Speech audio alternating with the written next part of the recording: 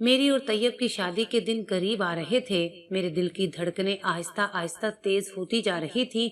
बहुत से अरमान दिल में जन्म ले चुके थे।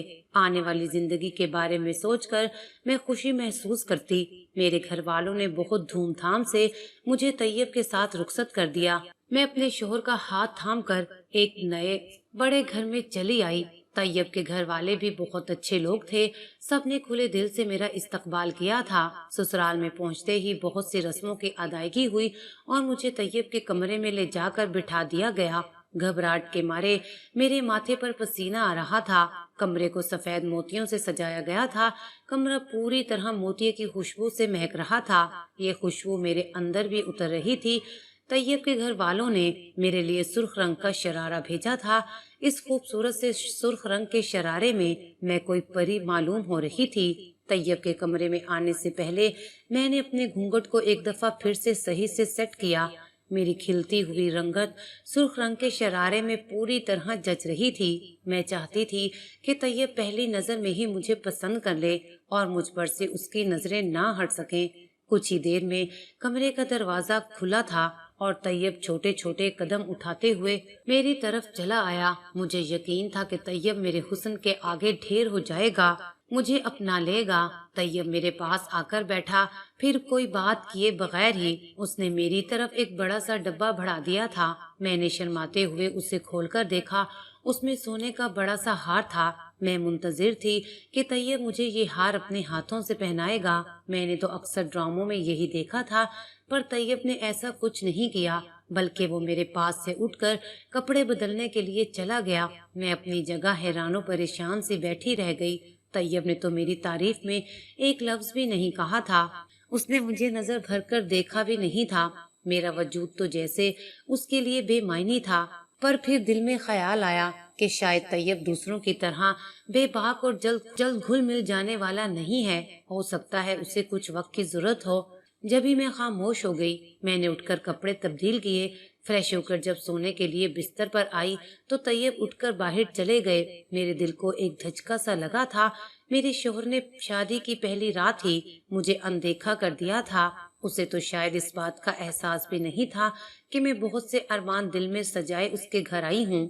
मैं अपने दुखों को फूट रही थी और तैयब 2 घंटे बाद बाहर से आए और चेहरा दूसरी तरफ करके सो गए। मेरा गम आंसू बनकर मेरी आंखों में झलकने लगा था। क्या मैं इतनी भी खूबसूरत ना थी कि वो एक नजर उठाकर मुझे देखता, मुझसे प्यार भरी बातें करता, मुझे ख्वाब दिखाता? पर तैयब तो बड़े ही बेकदरे निकले। मैंने सोचा कि शायद मेरे रोने की आवाज सुनकर वो उठ जाएंगे, मगर तैयब तो बहुत ही गहरी नींद सो रहे थे। मैं सोचने लगी कि मेरी कितनी सहेलियों की शादियां हुई हैं, उनके शोहर उनकी कितनी तारीफ करते हैं, उनकी कदर करते हैं, उनको हर रोज नए नए तोहफे ला कर देते हैं। फिर शादी का पहला दिन तो अरमानों से भरा होता है, जबकि मेरे शोहर ने मुझसे कोई बात नहीं की थी। अगर आज ये हाल था तो बकिया जिंदगी कैसे गुजरेगी? रो रो कर मैं थक गई, पर तैयब को एहसास नहीं हुआ। ना ही उनकी आंख खुली, ना उनकी नींद टूटी। मैं सारे दिन की थकी हारी थी। पार्लर में भी कई घंटे बैठने की वजह से मेरा बुरा हाल था और फिर तैयब की बेरुखी ने मुझे और बेहाल कर दिया था। सुबह जब मेरी आंख खुली तो तैयब कमरे में नहीं थे। मैं खुद से ही शर्मिंदगी महसूस कर रही थी कि मैं शादी वाले दिन भी अपने शोहर का दिल नहीं जीत सकी थी। मुझे लगा कि शायद मुझसे कोई गलती हो गई है जिसकी वजह से तैयब का मूड खराब हो गया होगा, मगर मैंने तो उन्हें कुछ कहा भी नहीं था। मेरा दिल बुरी तरह रो रहा था। दिल में कई अंदेशे थे कि ना जाने मेरा शोहर मुझे नापसंद करता है। क्या ये शादी जबरदस्ती हुई है या मुझ में कोई कमी है? वो मुझसे बात क्यों नहीं कर रहे? सुबह होते ही मेरे घर वाले मुझे अपने साथ ले गए। रात गए तैयब मुझे वापस लेने के लिए आए और उन्होंने मुझसे कोई बात नहीं की। वो बिल्कुल अजनबी की तरह पेश आ रहे थे, जैसे हमारे दरमियान कोई रिश्ता जुड़ा ही ना हो। कमरे में आने के बाद भी उनका रवैया वैसे ही था। वो अपने लैपटॉप में इस तरह काम कर रहे थे जैसे मैं कमरे में मौजूद ही नहीं हूँ। मैंने अपने सामान में से एक खूबसूरत साड़ी निकाली और सोच लिया कि आज मैं तैयब को अपने हुस्न का दीवाना बनाकर रहूंगी। उनके मुंह से जरूर अपनी तारीफ सुनूंगी। तैयब मेरे शोहर थे, मेरा उन पर पूरा हक था। मैंने जाकर साड़ी पहनी اور بہت دیر تک خود کو شیشے میں دیکھتی رہی۔ میں ایک مکمل اور حسین لڑکی تھی۔ میں نے تھوڑا سا میک اپ بھی کیا۔ جب میں کمرے سے باہر نکلی تو طیب کمرے میں ہی موجود تھے۔ مجھے ایک نظر دیکھنے کے بعد انہوں نے اپنا سر جھکا لیا، جیسے مجھے دیکھا ہی نہ ہو۔ مجھے لگا شاید ان کی نظر مجھ پر نہیں پڑی ہے، اس لیے میں ان کے قریب چلی گئی، پر انہوں نے مجھے پھر بھی نہیں دیکھا تھا۔ شاید ان کا کام مکمل ہو چکا تھا۔ انہوں نے لیپ ٹاپ ایک طرف رکھا اور واش روم چلے گئے۔ میں ان کے انتظار میں بستر پر بیٹھ گئی۔ میں نے کمرے میں موم بتیاں بھی جلا کر رکھی تھیں۔ طیب واش روم سے نکلے تو ایک نظر کمرے پر ڈالی اور اپنی جگہ پر لیٹ کر ایسے سو گئے جیسے کمرے میں ان کے علاوہ کوئی موجود ہی نہ ہو۔ میرے دل میں تو ایک آگ جل اٹھی تھی۔ مجھے سخت بے عزتی کا احساس ہو رہا تھا۔ میں تو شادی کے پہلے سال ہی ایک بچے کی ماں بننے کا خواب دیکھ رہی تھی۔ میری ساری رات کروٹیں بدلتے گزر گئی۔ ایسا لگتا تھا جیسے کسی نے مجھے جلتے انگاروں پر لٹا دیا ہے۔ آہستہ آہستہ میرا ضبط دم توڑ رہا تھا، آنکھوں سے آنسو بہنے لگے۔ سوچا نہیں تھا کہ میرا شوہر میری اتنی بے قدری کرے گا۔ 2-4 دن یوں ہی خاموشی سے نکل گئے۔ ہر رات طیب کا رویہ اتنا ہی سرد ہوتا، وہ میری کسی بھی بات کا جواب نہ دیتے۔ مجھے کسی طرح کی یہاں کوئی پریشانی نہیں تھی، پر مجھے شوہر کی جس محبت اور عزت کی ضرورت تھی وہ مجھے نہیں مل رہی تھی، اور میں اس بات کو اچھی طرح سمجھتی تھی کہ اس سب کا مطلب کیا ہے۔ ہماری شادی کو 1 ہفتہ گزر گیا تھا۔ ہمارے درمیان ابھی بھی بہت تکلف تھا۔ میرے دل میں کبھی کبھی یہ خیال آتا میں خود سے طیب کی طرف قدم پیشی کر دوں تو شاید ان کی سرد مہری ختم ہو جائے۔ پھر میں نے سوچا کہ اگر میں نے ایسا کیا تو طیب میری قدر نہیں کریں گے، یہی سمجھیں گے کہ میں بے شرم ہوں۔ پھر میں نے 1-2 دن اور انتظار کیا، مگر طیب کی سرد مہری کا پہاڑ نہ ٹوٹا۔ میں نے بھی سوچ لیا کہ اب کچھ بھی ہو جائے میں طیب سے بات کر کے رہوں گی کہ اگر ان کو یہ شادی نہیں قبول تھی تو وہ مجھے الگ کر دیں، اور اگر میں انہیں قبول ہوں تو پھر مجھے اپنا لیں۔ وہ لیپ ٹاپ پر کام کر رہے تھے۔ جب میں نے ان کو مخاطب کیا وہ میری طرف نظر بھر کر بھی نہیں دیکھ رہے تھے، نظریں جھکائے میرے سامنے بیٹھے تھے، جیسے مجھ سے کچھ چھپانے کی کوشش کر رہے ہوں۔ کیا بات ہے، بولو، انہوں نے اسی طرح نظریں جھکا کر کہا۔ تو میں نے بھی اپنی ساری کیفیت بیان کر دی۔ طیب، مجھے لگتا ہے آپ اس رشتے سے خوش نہیں ہیں۔ شادی کے بعد اتنے دن گزر گئے ہیں، آپ نے مجھ سے کوئی بات نہیں کی۔ آپ آخر چاہتے کیا ہیں؟ طیب نے میری بات کا جواب نہیں دیا اور کمرے سے باہر نکل گئے۔ میں اپنی جگہ حیران رہ گئی۔ ان کے اس طرح جانے سے میرے دل میں یہ بات بیٹھ گئی کہ طیب شادی نہیں کرنا چاہتے تھے یا ان کے ساتھ کوئی مسئلہ ہے۔ مجھے احساس ہو گیا تھا کہ مجھے طیب کے ساتھ اگر رہنا ہے تو پھر ساری زندگی اسی طرح اپنے جذبات پر قابو رکھنا ہوگا، کیونکہ وہ تو میری کسی بات کا جواب نہیں دیتے تھے اور نہ ہی میری تعریف کرتے تھے۔ پر میں ایسی ادھوری زندگی بھی نہیں چاہتی تھی۔ میں ایک خوشگوار شادی شدہ زندگی چاہتی تھی اور مجھے بچے بھی چاہیے تھے۔ بڑی مشکل سے ہماری شادی کو 1 مہینہ ہونے والا تھا۔ میں نے ایک ایک دن اذیت میں کاٹا تھا۔ اب میں مزید اس رشتے کو قبول نہیں کر سکتی تھی، اس لیے میں نے طیب سے طلاق کا مطالبہ کر دیا تھا۔ میرے منہ سے طلاق کا سن کر طیب کے چہرے کا رنگ بدل گیا۔ شاید انہیں یہ امید نہیں تھی کہ میں ان سے ایسا بھی کوئی مطالبہ کر سکتی ہوں۔ میں نے کہا، میں ایسی زندگی نہیں چاہتی جس میں مجھے میرے شوہر کا ساتھ ہی میسر نہ ہو۔ میں تو ہر وقت روتی رہتی ہوں، آپ میری کسی بات کا خیال نہیں کرتے۔ طیب میری بات سن کر بھی کچھ نہ بولے اور میں بہت ہی زیادہ دکھی تھی۔ طیب سے نکاح کے بعد میرے دل میں ان کے لیے ایک خاص جگہ پیدا ہو گئی تھی، اس لیے ان سے الگ ہونا میرے لیے بھی آسان نہیں تھا، لیکن میں ایک ایسے انسان کے ساتھ گزارا نہیں کر سکتی تھی جو مجھے خوشی نہیں دے سکتا تھا، اور یہ سب کچھ میری زندگی کا سب سے بڑا روگ بن کر رہ گیا تھا۔ اس دن طیب کے کمرے میں آنے سے پہلے ہی میں خود سے خاموشی سے کروٹ بدل کر لیٹ گئی تھی۔ آج سوچ لیا تھا کہ میں ان سے کوئی بات نہیں کروں گی۔ نیند تو میری آنکھوں سے کوسوں دور تھی۔ مجھ پر طلاق یافتہ کا دھبا لگنے والا تھا، لیکن میرے پاس اس کے علاوہ اور کوئی چارہ نہیں تھا۔ میں نے اب تک طیب کے بارے میں کسی کو کچھ نہیں بتایا تھا کہ میرا شوہر میرا لباس تھا اور میں اپنے ہاتھوں سے اسے پھاڑنا نہیں چاہتی تھی۔ مجھے ابھی آنکھ بند کیے زیادہ دیر نہ گزری تھی جب طیب کمرے میں آئے اور مجھے مخاطب کر کے بولے، نادیہ، سو گئی ہو کیا؟ میں یہ سن کر حیران رہ گئی۔ یہ پہلی بار تھا جب انہوں نے مجھے مخاطب کیا تھا۔ میری آنکھوں میں آج بھی آنسو تھے۔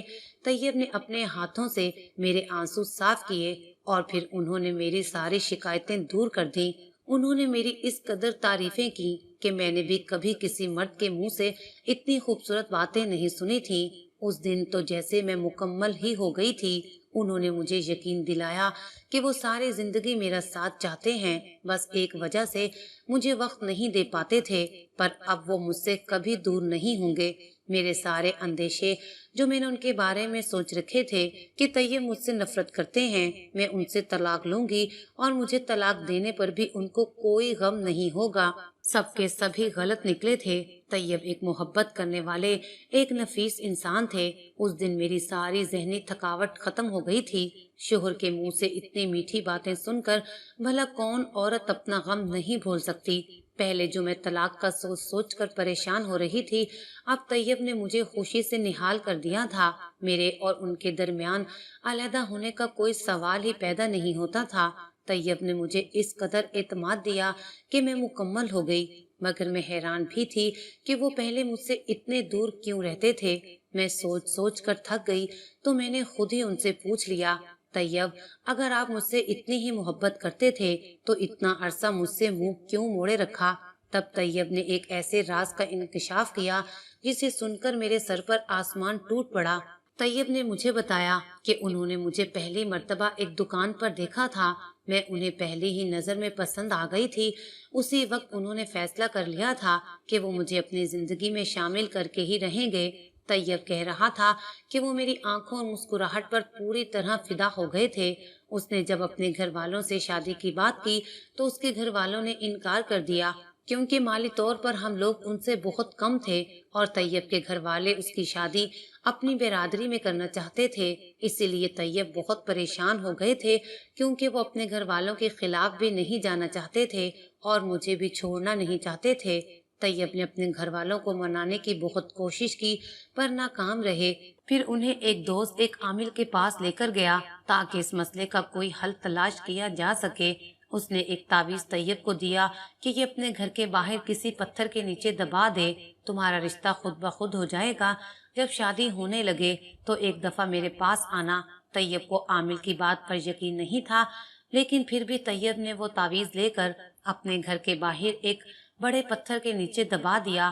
اگلے ہی دن ناشتے کی ٹیبل پر طیب کی ماں نے کہا کہ وہ ان کی پسند کی ہوئی لڑکی سے ایک دفعہ ملاقات کرنا چاہتی ہیں۔ اگر وہ لڑکی اس قابل ہوئی کہ ہمارے گھر کی بہو بن سکے تو ہم رشتہ پکا کر دیں گے۔ اپنی ماں کی بات سن کر وہ حیران رہ گئے کہ ایک ہی رات میں تعویذ نے اتنا اثر دکھایا تھا۔ ان کی ماں رشتے کے لیے تیار ہو گئی تھی۔ طیب کی ماں ہمارے گھر رشتہ لے کر آئیں تو ایک ہفتے کے اندر ہی ہم دونوں کا رشتہ پکا ہو گیا۔ طیب کو عامل پر پوری طرح یقین آ چکا تھا اور وہ بہت زیادہ خوش تھے کہ ان کی شادی اپنی پسند کی لڑکی سے ہو رہی ہے۔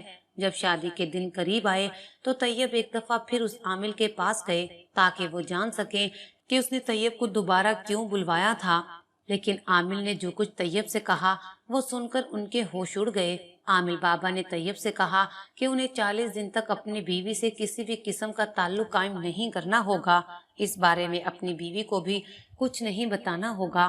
40 دن سے پہلے اگر طیب اپنی بیوی سے کوئی تعلق قائم کریں گے تو ان کا رشتہ ٹوٹ جائے گا، اور 40 دن وہ عامل بابا ایک عمل کریں گے جس کے لیے انہوں نے طیب سے 1,00,000 روپے وصول کیے تھے۔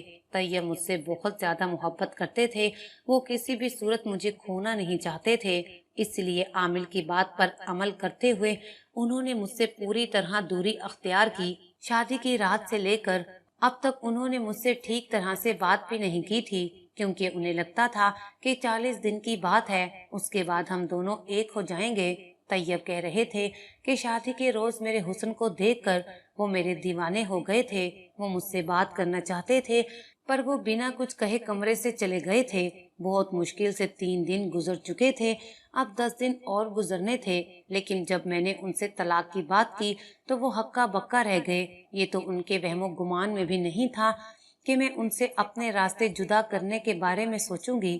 طیب نے بہت سوچا اور پھر اس کے بعد انہوں نے یہی مناسب سمجھا کہ وہ مجھے ہر بات بتا دیں۔ عامل کے مطابق 40 دن کے بعد سے ہمارے رشتے میں مضبوطی آنی تھی، لیکن میں تو انہیں اس سے پہلے ہی چھوڑنے کی بات کر چکی تھی۔ میں تو یہ سن کر ہی حیران رہ گئی کہ طیب نے مجھ سے اپنی پسند کی شادی کی ہے، لیکن اس بات نے میرے قدموں تلے سے زمین کھینچ لی کہ ایک عامل کی باتوں میں آ کر طیب اسے 1,00,000 روپے دے چکے تھے۔ میں نہ جانے ان کے بارے میں کیا کچھ سوچ چکی تھی۔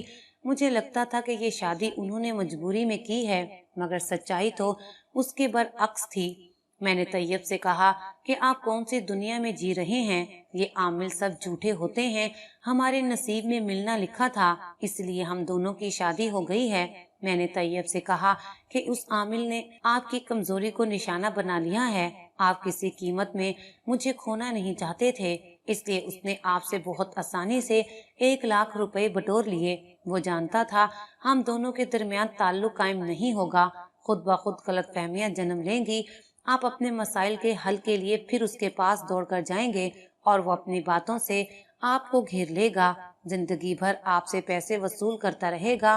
طیب نے کہا تم بالکل ٹھیک کہہ رہی ہو، اگر تم مجھ سے طلاق کا مطالبہ کرنے کی بجائے لڑائی جھگڑا کرتی تو میں اس عامل کے پاس ضرور جاتا، لیکن جب مجھے احساس ہوا کہ تم اس بات کی وجہ سے مجھے چھوڑ کر جانا چاہتی ہو، تمہارے دل میں میرے لیے کوئی جگہ نہیں بن سکی، تو میں نے یہی سوچا کہ تمہیں ہر بات بتا دوں۔ میں نے طیب سے کہا کہ آپ اس بات کو لے کر بے فکر ہو جائیں، ہمارا رشتہ کبھی نہیں ٹوٹے گا، ہم ایک دوسرے کے حقوق کا خیال رکھیں گے تو رشتہ مضبوط ہوگا۔ میں نے طیب سے کہا کہ جو تعویذ آپ نے اپنے گھر کے باہر پتھر کے نیچے دبایا تھا وہاں سے نکال کر کسی پانی میں بہا دیں اور اس بات کو بھول جائیں کہ کبھی تعویذوں سے بھی کوئی کام ہوتا ہے، ہر کام اللہ تعالیٰ کے حکم سے ہوتا ہے، اس لیے آپ کو کبھی بھی زندگی میں کچھ مانگنا ہو تو اللہ تعالیٰ سے مانگیے، سچے دل سے مانگی ہوئی دعا اللہ تعالیٰ کبھی رد نہیں کرتا، اور جو ہمارے نصیب میں ہوتا ہے وہ ہمیں مل کر رہتا ہے۔ طیب نے مجھ سے اس بات پر معافی مانگ لی تھی کہ پچھلے 1 مہینے سے وہ میرے حق کو پامال کر رہے تھے، میرا دل دکھا رہے تھے، لیکن اب میں جانتی تھی کہ یہ سب کچھ انہوں نے میری محبت میں کیا تھا۔ میں نے طیب کو معاف کر دیا تھا۔ چھوٹی چھوٹی دیواروں پر اپنے اشتہار لگانے والے عامل اگر اتنے ہی بے اختیار ہوتے تو انہیں یہ سب کرنے کی ضرورت پیش نہ آتی۔ یہ عامل انسان کی کمزوریوں کو پکڑتے ہیں، پھر ان کے ذریعے زندگی بھر پیسہ بناتے ہیں۔ اگر میں بھی اتنا سخت فیصلہ نہ کرتی تو شاید طیب ساری زندگی اس عامل کے آستانے کے چکر ہی کاٹتے رہ جاتے۔ آج سے میں نے اور طیب نے ایک بہترین شادی شدہ زندگی کا آغاز کیا تھا۔ جلد ہی اللہ تعالیٰ نے میری اولاد سے جھولی بھر دی تھی، ہمارے گھر خوشیوں نے ڈیرے ڈال لیے تھے۔ ایک دن طیب کی امی نے مجھے باتوں باتوں میں بتایا کہ طیب نے جب اپنی پسند کا اظہار کیا تھا تب ان کے لیے مجھے اپنی بہو بنانا بہت مشکل تھا، لیکن انہوں نے یہ سوچا کہ وہ مجھ سے مل کر اس بات کا فیصلہ کریں گی کہ طیب کی پسند اس گھر کی بہو بننے کے لائق ہے یا نہیں۔ مجھ سے ملنے کے بعد انہیں طیب بیٹے کی پسند پر ناز تھا، اس لیے انہوں نے مجھے اس گھر کی بہو بنا لیا۔ یہ رشتہ کسی عامل کے تعویذ کا نتیجہ نہیں تھا، بلکہ ایک ماں کے اپنے بیٹے کے لیے محبت کا ثبوت تھا۔ آج طیب میں دونوں بہت خوش ہیں۔ اگر آپ بھی طیب کی طرح کسی جھوٹے عامل کی باتوں میں آ کر اپنا پیسہ برباد کر رہے ہیں تو ہماری کہانی سے سبق حاصل کریں اور صرف اپنے اللہ تعالیٰ سے دعا مانگیں، اور جو کچھ آپ مانگیں گے اگر وہ آپ کے لیے بہتر ہوا تو میں یقین سے کہتی ہوں کہ وہ آپ کو ضرور ملے گا اور اللہ تعالیٰ آپ کی دعا کو قبول کرے گا۔